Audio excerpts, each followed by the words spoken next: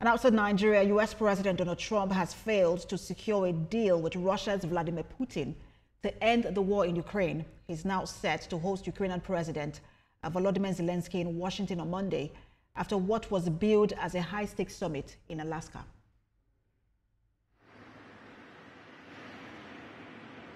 On U.S. soil for the first time in more than a decade, Russia's Vladimir Putin was welcomed with a red carpet reception in Alaska, sharing smiles and handshakes with U.S. President Donald Trump.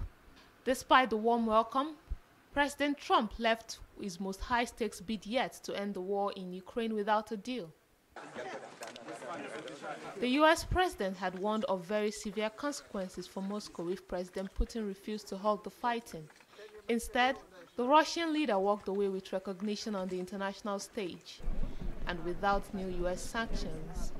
There's no deal until there's a deal. I will call up NATO in a little while. I will call up the various people that I think are appropriate, and I'll of course call up President Zelensky and tell him about today's meeting. It's ultimately up to them. They're going to have to agree with what Marco and Steve and some of the great people from the Trump administration who have come here, Scott and John Radcliffe, thank you very much.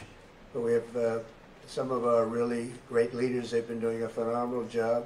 We also have some tremendous Russian business representatives here, and I think, you know, everybody wants to deal with us. We've become the hottest country anywhere in the world in a very short period of time, and we look forward to that. We look forward to dealing.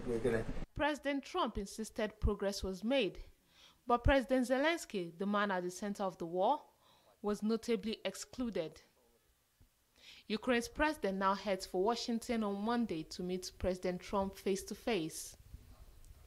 President Zelensky says he expects detailed discussions on ending what he calls the killing and the war. But with Russia gaining ground and President Putin demanding long-term concessions, the war is now in its fourth year, far from a resolution. For now, President Trump promises more talks and even hinted at a possible trip to Moscow.